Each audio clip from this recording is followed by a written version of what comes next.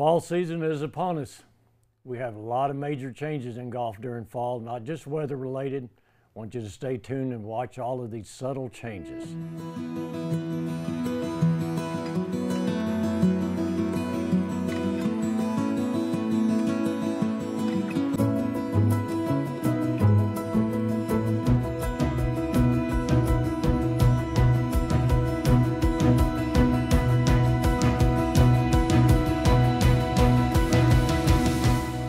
Welcome to Golf Talk. I'm your host, Pat White. Joining me again today is our head pro, Casey Flenniken, and Wells McClure, our director of maintenance.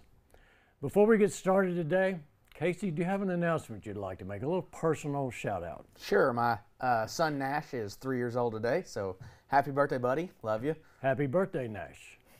So we were talking about changes in golf during the fall.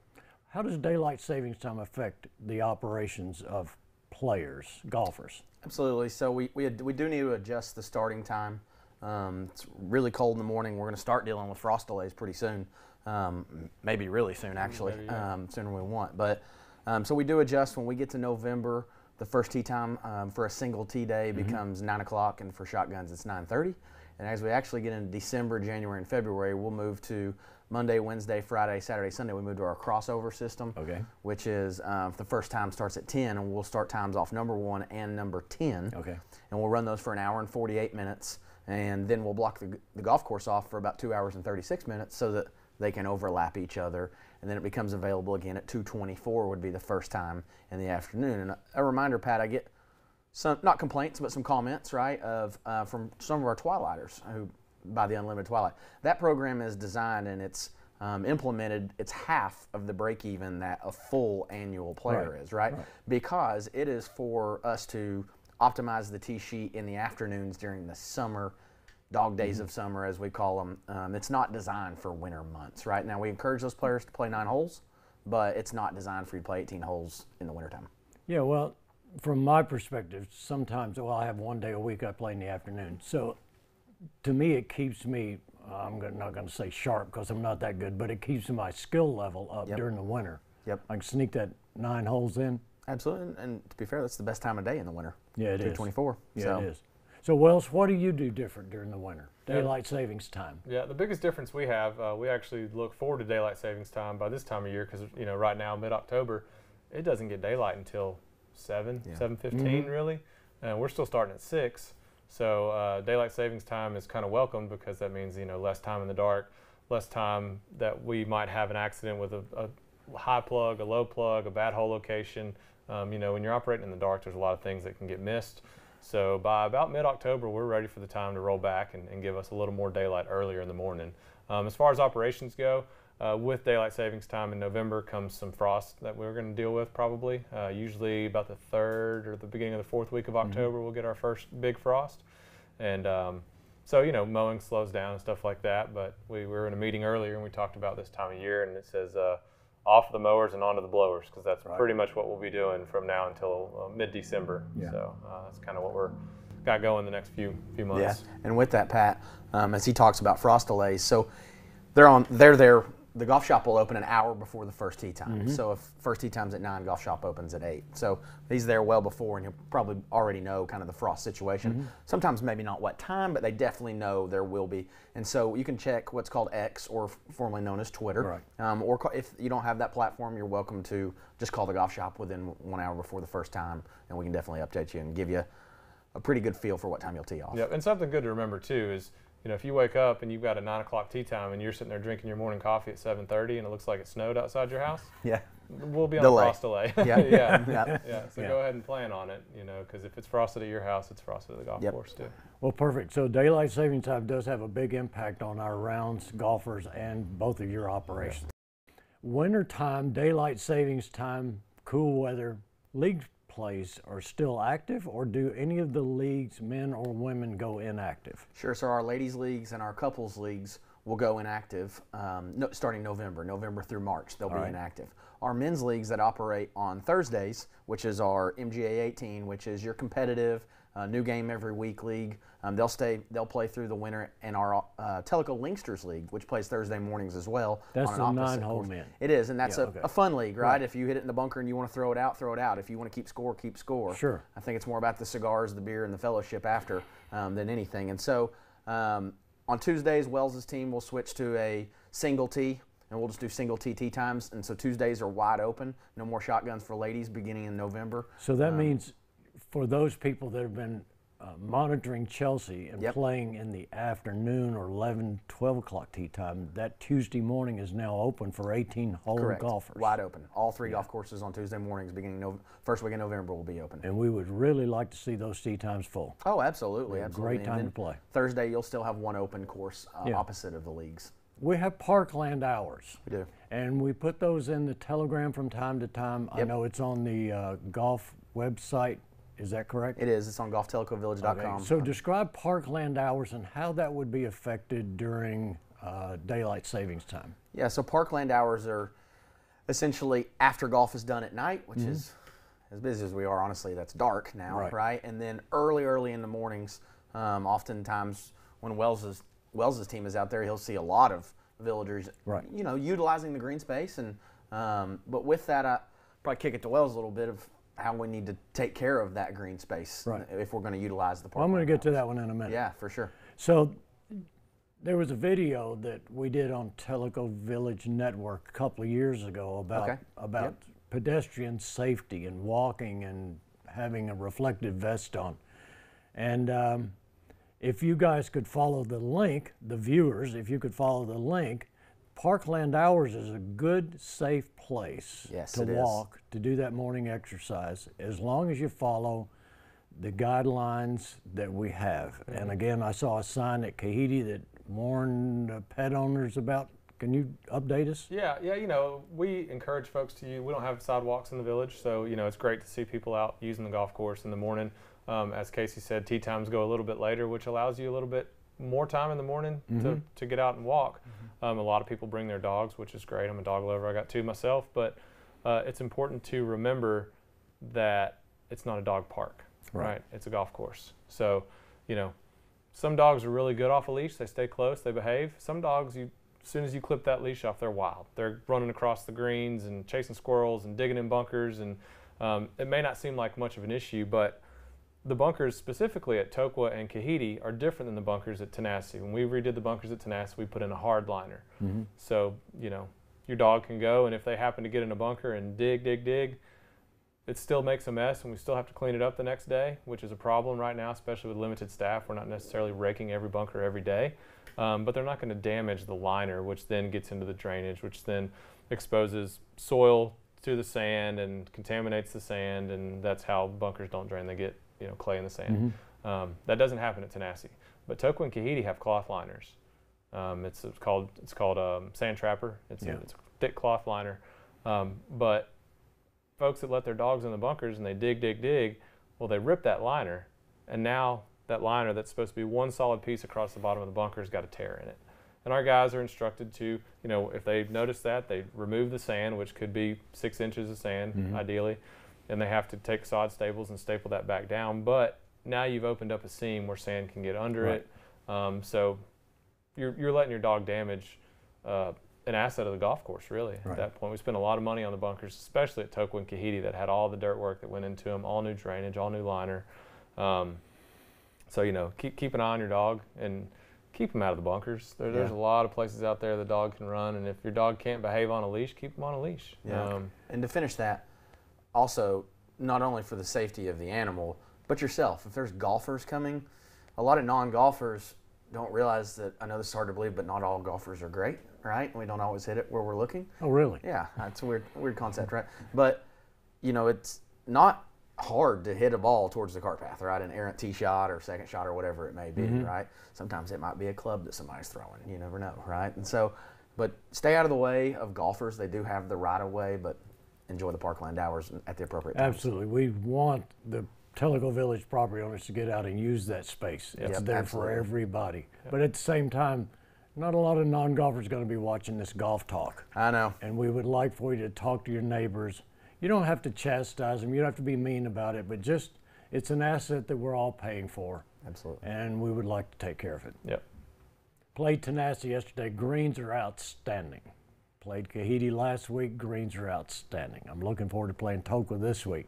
But what got me thinking is during this fall, these greens are growing at optimal levels. Yeah. And I started thinking there are not a lot of flat areas on these greens. Are you moving the pins to some of these uphill, downhill transitions, or are they going to stay in about the same areas that we've seen all summer? No, so our greens in Tellico they have a lot of slope, especially at Tenacity and Kahiti. Tellico's got a few more flat areas, but we don't try to get into an area that we shouldn't. And the USGA has got some great information out there, and you can look at it. You can probably Google USGA slope versus green speed, and they kind of give you the optimum slope based on green speed. So when your greens are 9 feet, which we would consider a little on the slow side, you might be able to put a hole location in the 3.5% slope range on the greens. And years ago, we went through this whole process and kind of mapped out our greens for our course setup guys and marked them green, yellow, red. Red is like no go, never. Yellow is like okay if that may be a 3 to 4% slope. If the greens are a little slower, typically July and August when we're trying to protect our greens is probably when they're at their slowest. Maybe you can get into those yellow areas, and then the green areas ideally where you put them when they're 10, 10.5, 11 feet. Right now our greens are not growing a whole lot because of these cooler nighttime temperatures. It was 39 this morning. Our mowers can get around and mow the whole golf course and never dump their buckets. So when you're doing that, the greens are rolling really good. So we don't necessarily try to put them in a different area, but it may be an area that you played a month ago and the greens were a little slower. Yeah. Your ball stopped on. Or that 3-foot putt, you lagged it up there and it stopped. Well, now you're above the hole and you try to lag it, and the green speeds are closer to 10.5 or 11, and it may roll 6 feet past, and you say, well, they put it on the slope. Well, it's not a different area. I disagree. I played yesterday, and it was like 8 to 12 feet by. Well, Casey offers some really great putting clinics, Pat. Maybe you should take him up on that. Yeah. So now we have a good understanding of it's mainly the green speed, and you can cut them lower because the grass is not growing. Yeah. How do you play that? Yeah, absolutely. So I can't think of a green in Tellico off the top of my head that doesn't slope back to front. So find the front edge number and play to it. You're always going to have an uphill putt. Always have an uphill putt. Can't guarantee the next one's not downhill, but.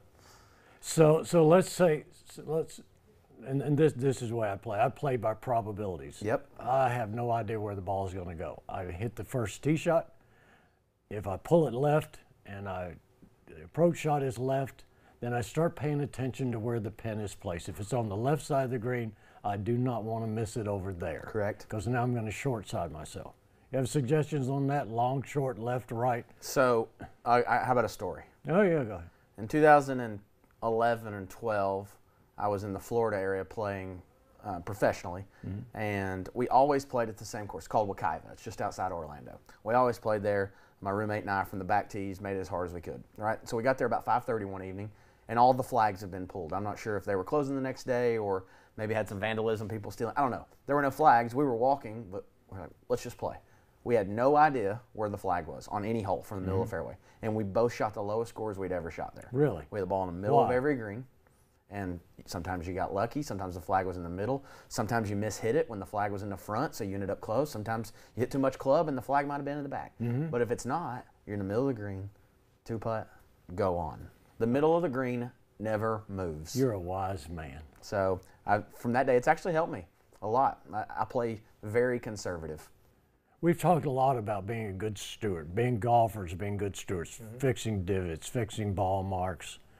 If it's brown, walk around. We're getting into a time of the year where grass is still there, greens are still healthy, but it's all going to start slowing down. Wear and tear is going to be a bigger effect going through the winter. How do we golfers protect our courses going into spring regrowth? Yeah, like we talked about before, if it's brown, go around, right? Well, nothing's brown yet, but if we take these same paths down the middle of, 7 at Kahiti, right down the middle, everybody goes right down the middle. Well, in the spring, it's going to be brown. There will be some holes that we deem cart path only, because maybe it's limited access onto the fairway or out of the fairway, like 2 and 7 at Tokwa or 11 at Tenasseee. There's just that one little stretch right there where folks can exit the cart path. And, you know, if you plan and you can avoid a high traffic or a common traffic area and exit in an area where you're like, man, nobody exits over here, that's good. You know, try to go to an area where you can not continually go over the same spot that everybody else is going. So you can kind of watch the previous cart marks, or what do you want to call it, trail tire marks on the grass. Yep.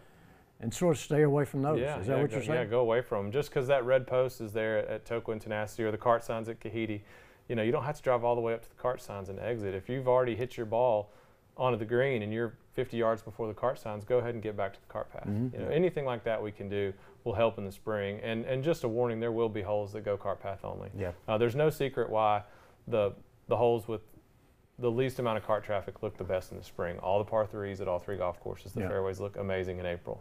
Some of the holes we deem cart path only, 4, 11, maybe 16 at Tenasseee, 2, 7 at Tokwa.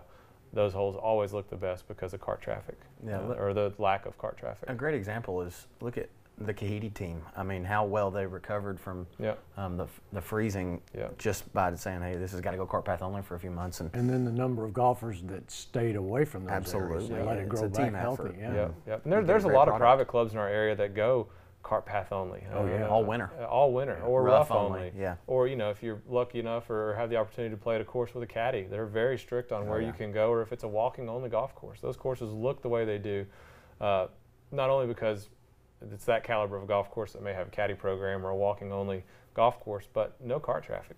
Plays a huge role. I'll caddy for you. We'll hit it in the middle of the green, though. You'll be bored. Absolutely, every single time. Until you add your score up. Now, chastise us golfers a little bit on ball marks and divots. Yeah, sure. We talked about this. It's probably last year we talked about. I give them a little bit of grace because I think a lot of times our patrons are maybe hitting hybrids or fairway woods into some of our par 4s, par 5s, par 3s, whatever it may be. So your ball mark might be on the front or middle of the green, and your ball's over the green, and you forgot that you might be chipping, but you actually left a ball mark. So just try to remember. And then, you know, another player tip is every time, if I have a 15-foot putt, I probably fix 2 or 3 ball marks. They might have been fixed before, they might not have been, but I always fix them. It's perfectly legal to fix ball marks, tap down spike marks, because I want the ball to roll end over end and have a true roll to give myself the best chance to make the putt. So I'm probably fixing more than I make. And you mentioned earlier in one of our videos early this spring, I think it was, about the time it takes to heal a repaired ball mark versus an unrepaired. Yeah, an unrepaired ball mark could take a week, 10 days, depending on the time of year, but a properly repaired ball mark, you know, so, you know, if you hit a shot like some of our patrons do that may come in low, it's going to hit and skip off the back. Well, all that grass from that ball mark is going to be on the back side of that ball mark. Take your putter. First thing you do before you ever stick your tool in the ground is tap that grass back towards where the ball came from. Try to fill in as much as you can by tapping it smooth, and then work it in. Don't just lift up, you know, work it in all the way around. And ideally, that ball mark is, you know, you can't even see it when you're done. You know, if you just lift up and there's still a brown dot there, well, we're going to be looking at it, especially this time of year, for a while. Well, good advice, guys. Casey, the usual monthly question. Can you give us an update on the number of rounds to date and November calendar updates? Yeah, so we're about 10,000 rounds above budget for the year. Honestly, I think Wells would attest to this, it's unbelievable weather. But the last, 5 or 6 days of September? 5 days of September, Hurricane Helene. We lost about 2,300 rounds. And we ended up 2,300 rounds behind where we were in September of 23. So you take 3 golf courses that are doing, you know, sometimes 300 rounds a day. It's incredible, right? You take those 3 golf courses, and all of a sudden you get 0. Right? We had we closed one day. It was so bad. Golf course underwater. So we can lose the revenue or lose the rounds, which equates to revenue very quickly. But we're still above budget. We really think that, you know, we're going to have a good October. We've already had a few great days in October. Honestly, we haven't had any rain at all, have we? No. Maybe not during golf times. Maybe at night. So calendar-wise, we have the Couples Golf Championship is coming up on Friday, November 1st. That's at Tokwa. There's about 10 spots remaining. So get in quickly because it's probably going to fill up. We got some great prizes set out for all the teams. And then the MGA will have their turkey shoot in November. As we said earlier, all the leagues are winding down. That's where they announced their yearly champion, MGA champion. I believe so. Yeah. That's correct, yeah. So golf doesn't stop, but we definitely slow down. Okay. Wells, do you have anything calendar-wise? No, you know, like we're just kind of wrapping up a lot of applications. We've got a few more to make to the golf course. Our second spring dead spot application will come typically 28 days after the first one. So I think the 28th is when we'll make the next one. And then our fall color pack that we did start at Tenasseee last year kind of gives us that extended green on our fairways for you know, the month of October, November, and if we get lucky with cold weather, the first part of December. So we're in the middle of that right now. All 3 golf courses So you're going to do that to all 3. That's correct. That was impressive last year. year. It turned out great. Yeah, it's kind of a new thing. We felt like it helped us in the spring at Tenasseee come out. I mean, we really jumped out of dormancy a little quicker than the other 2 golf courses. So we're going to try it at all 3, and it's not a big expense. Good. Thanks for the updates, guys. Yep, thank you. So thank you for joining us on Golf Talk this month. We would love for you to hit that like button on YouTube, subscribe to the Tellico Village Network. You'll also get updates on everything going on in Tellico Village. And please join us again next month.